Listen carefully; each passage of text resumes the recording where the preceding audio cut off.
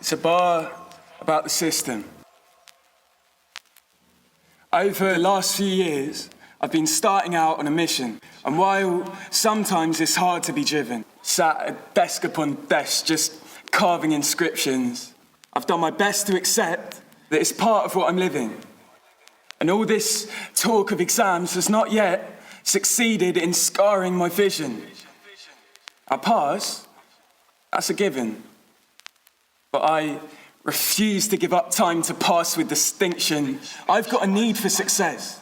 It's a harboured addiction, and grades will not feed me the stardom I'm wishing for. With kids like me, system's flawed. You're saying nothing important. What am I listening for? But I stood it out. 2 metaphorical fists and 4.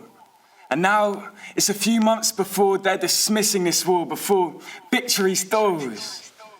I was once told they can have the facts when the wisdom is yours. And that, well, it took root. Now it lives in my thoughts and serves as consolation for written reports saying, Toby, this kid don't do, and he talks. Why do you think? I'm in a prison, just instead of bars, you've got swiveling doors. And it's not for my benefit, the things that I'm taught is twisted, distorting statistics. When a promotion is all teachers scrawl on their wish list. And for this, they need the best results in all of the districts. Which means, normally their aim is the same as the kids' is. They can get their A's, go sixth form, and be proclaimed winners. But on occasion, that differs. When a kid has chosen his path and is far enough along it to make going back the way he came, it's ridiculous. I try to explain for me what's time efficient and what isn't, but they've been trained different. So, we argue. And put simply, I suppose, it's not really an issue, that's just the way the wind blows. Let's talk for a minute on English though. What have I been taught?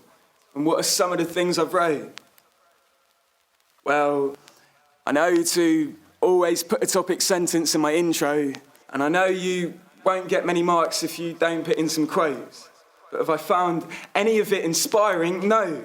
If I hear the word analyse, I feel this chill reside within my bones. I want to write poetic about standing in a fading light and skimming stones, feet sinking into the sand and birds chirping idyllic tones. Words can paint pictures that acrylics won't. But mention Shakespeare in a class and you will feel it grown. Because we know that means you've got to read the script and then write an essay. I can't even begin to describe that process. Torture's probably the best way. And it's got nothing to do with whether or not I respect the play, I do. But if you think it's reading material, you can forget it, mate. But I'm in two minds. I think his work is definitely something to celebrate. To readapt, yes. But I'm not sure, should it be used to educate? For me, watching a Shakespearean play is just pleasure for pleasure's sake.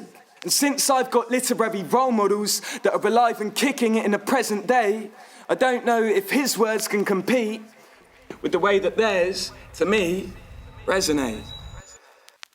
But as I say, I'm in two minds.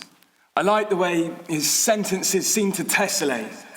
And it's cool how millions and millions and millions of people have now seen that poetry on centre stage. And of course it's good to combat any misconceptions made. Shakespeare wasn't for the rich. He cooked his rhymes in accordance with the peasant's taste. But analyse how Shakespeare explores the themes of jealousy and deception in Othello. For heaven's sakes, school did kind of put me off Shakespeare.